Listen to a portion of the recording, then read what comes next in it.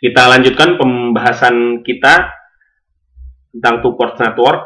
Sebelumnya kita sudah membahas mengenai parameter impedance dan admittance serta parameter hybrid dan inverse hybrid. Sekarang kita akan melihat parameter transmission ya, atau transmission parameter bisa dinyatakan dalam T besar. Parameter ini sangat bermanfaat dalam menganalisis transmisi ya, sirkuit transmisi dari satu sumber ke beban. Ya, biasa dipakai di transmission line gitu ya, baik kabel maupun fiber, karena mereka menyatakan pengirim ya, sisi V1 dan I1 dalam bentuk penerima V2 dan I2 atau minus I2 dalam kasus ini. Kita akan lihat lebih detail. Ini persamaan umumnya V1 sama dengan A dikali V2 dikurang B dikali I2, dan I1 sama dengan C dikali V2 dikurang D dikali I2. Atau dalam bentuk matriks V1 I1 sama dengan matriks T dikali V2 minus I2, di mana T adalah matriks 2 kali 2 yang elemennya adalah A, B, C, dan D. Nah, elemen A itu dinyatakan sebagai open circuit voltage ratio, di mana dia adalah rasio V1 dan V2 pada saat I2 sama dengan 0. B itu adalah V1 dibagi minus I2 pada saat V2 sama dengan 0, atau disebut juga negatif short circuit transfer impedance ya. Kemudian C itu adalah I1 dibagi V2 pada saat I2 sama dengan 0, atau disebut open circuit transfer admittance ya. Jadi yang dua ini terlihat open ya, I2-nya 0, I2-nya 0. I1 dibagi V2 ya, transfer admittance, kebalikan dari impedance. Kemudian elemen terakhir D itu adalah I1 dibagi minus I2 atau minus I1 dibagi 2 pada saat V2 sama dengan 0, atau disebut negatif short circuit current ratio. Nah, kita lihat di sini A dan D karena dia rasio ya, dia tidak memiliki dimensi. Ya, B ini adalah impedance, maka dinyatakan dalam ohm, dan C ini adalah admittance, dinyatakan dalam Siemens. Ya. Ini diagramnya. Tadi untuk mendapatkan A dan C kita set I2 sama dengan 0 atau kita open ya. Jadi dalam transmission parameter ini kita tertarik kepada kasus di mana ada transfer daya ya, dari I1 masuk kemudian I2 keluar, atau untuk supaya konsisten dengan asumsi sebelumnya kita nyatakan minus I2 ya. Minus I2. Jadi I1 minus I2 yang ke arah sana, karena I2 kalau positif plus I2 itu masuk ke dalam sini ke elemennya. Jadi kita nyatakan minus I2. Nah, I1 gini ya, minus I2 sama dengan 0 ketika kita open, ini untuk mendapatkan parameter A dan C. Sedangkan untuk mendapatkan parameter B dan D itu di sisi penerima ya, V2 ini penerima, V1 pengirim. Sisi V2 itu kita short. Kalau kita short ya, minus I2 ke sini, V2-nya 0, kita dapatkan kita bisa hitung B dan D. Nah, ini ada contoh menentukan parameter T, transmission parameter, dari elemen yang diketahui seperti ini ya. Ada resistor 10 ohm, 20 ohm, dan juga ada sumber tegangan dependen 3I1. Seperti yang diagram sebelumnya ya. Untuk menentukan A dan C, pertama kita di sisi output kita open seperti ini ya. Maka kita dapat V1 sama dengan 10 tambah 20 dikali I1 ya, sama dengan 30 I1, dan V2 ini adalah 20 I1 dikurang 3 I1 ya, dari sini soalnya kurang 3 I1 ya, sama dengan 17 I1. Sehingga kita dapat V1 sama dengan 30I1, V2 sama dengan 17I1. Nah, elemen A itu adalah rasio V1 dibagi V2 atau 30I1 dibagi 17I1 sama dengan 1,765. Nah, parameter C itu adalah I1 dibagi V2, ya, I1 dibagi V2, yang kita nyatakan V2-nya dalam 17I1 ya. Sehingga C sama dengan I1 dibagi 17I1 sama dengan 0,0588 Siemens.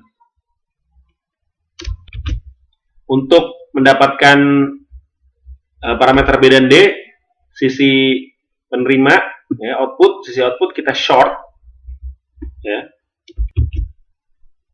Kemudian kita terapkan KCL di node sini, node A ya, titik ini kita terapkan KCL, ya, V2 sama dengan 0, maka kita bisa mendapatkan V1 dikurang VA, ya, VA di titik A ini, V1 dikurang VA dibagi 10, ya, minus VA per 20 plus I2 sama dengan 0, ya.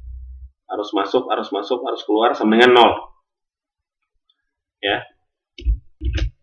Maksudnya harus masuk sama dengan harus keluar. Jadi resultan di titik ini sama dengan 0. Nah, karena VA itu ini sebenarnya adalah 3I1, ya. Dari mana? Dari sini. Ya, VA ini sebenarnya ini.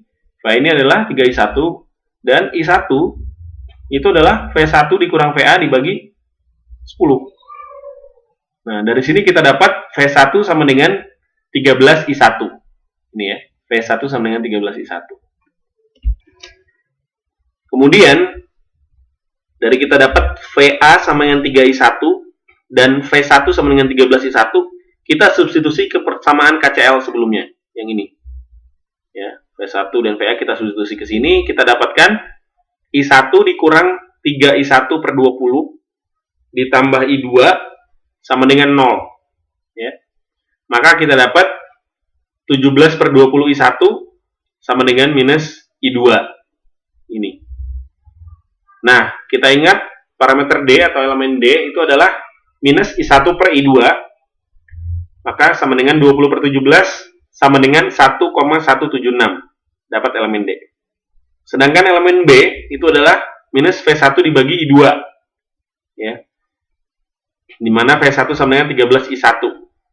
Kita dapat B sama dengan minus 13I1 dibagi I2 itu adalah minus 17 per 20 dikali I1. Ya. Sama dengan B sama dengan 15,29 ohm. Maka kita dapatkan parameter B dan D. Jadi dapat semua ya. A, B, C, dan D. Ini contoh lain menentukan parameter transmission untuk sirkuit berikut, ya. Ada sumber 50 volt dan resistor 10 ohm dihubungkan dengan 2-port network yang di sisi input, di sisi outputnya terhubung dengan resistor variabel. Ya. Diketahui ABCD parameternya atau parameter T-nya adalah ini 420 ohm, 0,1 Siemens dan 2. Dan diketahui ini diatur untuk maksimum power transfer. Diminta menentukan nilai RL dan daya maksimum. Nah, dalam menentukan daya maksimum ini sebenarnya yang kita mau tentukan itu adalah rangkaian Thevenin ya. Rangkaian Thevenin di sisi output di sini. Ya. ZTH dan VTH-nya, rangkaian Thevenin ekuivalennya. Nah, kita bisa menentukan ZTH, Z Thevenin-nya, ya, dengan cara yang mirip dengan solusi yang sebelumnya. Kita pasang sumber tegangan 1 volt di sisi output dan kita hilangkan atau kita short sumber tegangan di sisi input. Ya, jadi rangkaiannya seperti ini. Kemudian dari sini kita dapat persamaan V1 sama dengan 4V2 dikurang 20I2. Dan kita juga dapat persamaan I1 sama dengan 0,1 V2 dikurang 2I2. Ya. Dari rangkaian ini kita dapat ini persamaan utamanya. Kemudian kita lihat di sisi input ya, V1 ini ya. I1-nya berlawanan nih ke sana kan. Jadi minus ya.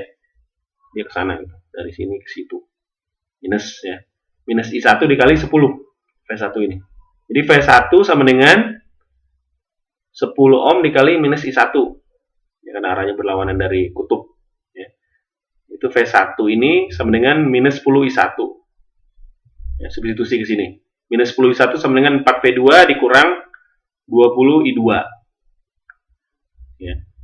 Kemudian kita sederhanakan yang ini, minus 10 I1, 4 V2 minus 20 I2, semua bagi minus 10, jadinya I1 sama dengan minus 0,4 V2 ditambah 2 I2. Nah, kemudian I1 ini kita substitusi ke persamaan yang ini. Sehingga didapat ini 0,1 V2 dikurang 2 I2, ini sama dengan ini. Minus 0,4 V2 ditambah 2 I2. Atau kita dapat 0,5 V2 sama dengan 4 I2. Ya. Maka kita dapatkan Z Thevenin-nya itu adalah V2 dibagi I2 ya, atau 4 dibagi 0,5 sama dengan 8 ohm. Ini adalah Z Thevenin-nya. Setelah dapat Z Thevenin, kemudian kita tentukan V Thevenin-nya dengan cara kita buka atau open di sisi output ya. Output kita buka sehingga I2 itu sama dengan 0 ya. Dan V2 ini V output itu adalah V Thevenin-nya yang kita cari ya. I2 sama dengan 0. Kemudian V1 sama dengan 50 minus 10 I1. Yang tadi satunya karena melawan V1 ya, tutupnya. V1 sama dengan 50 minus 10 I1. Nah, kemudian V1 sama dengan 50 minus I1 ini kita substitusi ke samaan sebelumnya nih yang ini. Sini kan V1 sama dengan 4 V2 dikurang 20 I2.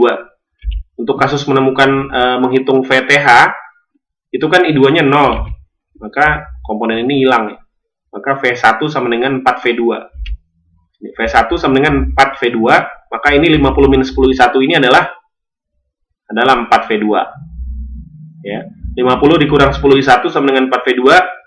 I1 sama dengan 0,1 V2. Begitu juga karena I2 sama dengan 0 persamaan sebelumnya, I1 sama dengan 0,1 V2 dikurang 2 I2, ini I2-nya 0 ya untuk hitung V Thevenin. Maka I1 sama dengan 0,1 V2 ini itu kita dapatkan ya. Jadi 50 dikurang V2 sama dengan 4 V2 dan didapat V2-nya sama dengan 10. Ya. Jadi yang ini tadi yang ini tadi disubstitusi ya. Jadi dari yang V1 sama dengan 50 dikurang 10 I1 ini sama dengan V2. Kemudian I2 sama dengan 0, substitusi ke persamaan I1 ini. I1 sama 0,1 V2 minus 2 I2 ininya 0. Jadi I1 sama 0,1 V2 dapat yang ini. Baru ini disubstitusi lagi ke sini. Jadi 50 dikurang 10 dikali ini 0,1 V2 sama dengan 4 V2. Maka 50 kurang V2, 4 V2, V2 sama dengan 10. V2 ini apa? V2 ini adalah V Thevenin-nya. Jadi udah dapat VTH-nya 10 volt. Nah, sebelumnya kita sudah dapat ZTH-nya, yaitu adalah RL-nya yang dicari, adalah 8 ohm. RL sama dengan 8 ohm. Dayanya pada kondisi maksimum transfer, I kuadrat dikali RL, di mana I-nya adalah VTH dibagi VTH per 2 dibagi RL. Ya. VTH dibagi 2 RL dikuadratkan dikali RL sama dengan VTH kuadrat dibagi 4 RL. VTH-nya 10 volt, 100 dibagi 4 kali 8 ohm, maka dayanya sama dengan 3,125 watt. Demikian ya. Nah, parameter yang terakhir itu disebut inverse transmission parameter, ya, atau biasa ditulis T kecil atau T aksen. Dinyatakan, ini formulanya, V2 sama dengan A kecil V1 dikurang B kecil I1. I2 sama dengan C kecil V1 dikurang D kecil I1. Dalam bentuk matriks, V2 I2 sama dengan matriks T kecil dikali V1 minus I1. Ya, ini mirip dengan matriks T besar ya, sebelumnya. Kalau itu di sini V1 I1, di sininya V2 minus I2, kalau di sini kebalikannya. Ini V2 I2, kemudian di sininya V1 minus I1. Nah, ini menyatakan kondisi di penerima dalam bentuk kondisi di pengirim. Ya, kebalikannya yang matriks T besar. Ini definisi elemennya. A kecil itu adalah V2 bagi V1 ya, open circuit voltage gain pada saat I1 sama dengan 0, ya, open. Kemudian B itu adalah negatif short circuit transfer impedance, ya, V2 bagi minus I1 pada saat V1 sama dengan 0. Kemudian C itu adalah open circuit transfer admittance I2 bagi V1 pada saat I1 sama dengan 0, ya, open.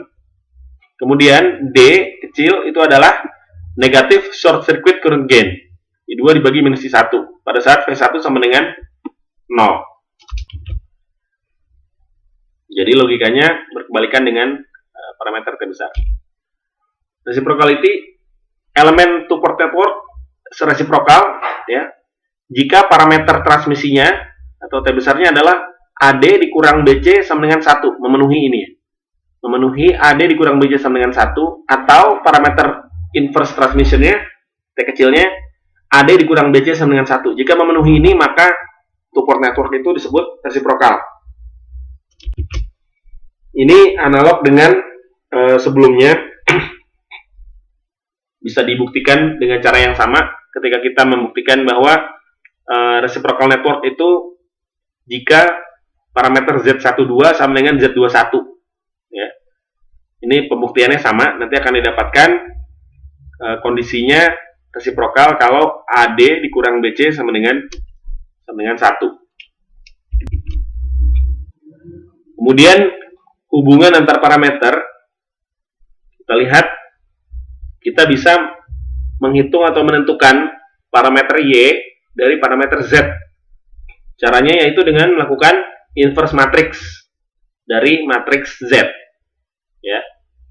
Nah, sedikit review, kita ingat kembali untuk menentukan matriks, ya, ada dua term atau parameter yang berguna, ya. Yang pertama adalah determinan. Jadi kalau misalkan kita punya matriks A 2x2, elemennya A11, A12, A21, A22, maka determinan dari matriks A tersebut adalah A11 kali A22 dikurang A12 dikali A21. Ya. Ini adalah determinan. Satu lagi yang perlu diingat adalah adjoint matrix. Jadi kalau ini determinan matriks A, kalau adjoint matriks A itu adalah matriks yang seperti ini, tapi posisi A11 dan A22 ditukar. Jadi di sini A22, di sini A11. Kemudian elemen A12 dan elemen A21 itu posisinya tetap, tapi tandanya dibalik. Jadi ini jadi minus A12 di sini, dan di sini jadi minus A21. Jadi adjoint matriks A itu adalah isinya elemennya A22 di sini, kemudian di sini minus A12, kemudian di sini minus A21, kemudian di sini A11. Itu adalah adjoint matriks A. Nah, untuk mendapatkan inverse, itu caranya adalah kita membagi, ya. Jadi adjoint matriks A dibagi dengan determinan, maka itu adalah inverse matriks. Jadi kalau kita punya matriks Z, kita cari adjoint matriks Z, kemudian kita cari determinannya, maka adjoint matriks Z dibagi determinannya itu adalah Z inverse, atau itu adalah matriks Y, ya. Sebenarnya secara simpel bisa dilihat dari dari persamaan awalnya. Ya, persamaan awalnya kalau yang Z itu kan V1, V2 di sini sama dengan matriks Z dikali I1, I2 di sini. Ya kan? Sementara Y itu adalah di sini I1, I2 sama dengan matriks Y dikali dengan matriks V1, V2 di sini. Ya. Nah, begitu juga hubungan dengan antara parameter hibrid parameter H dengan inverse hibrid G. Ya.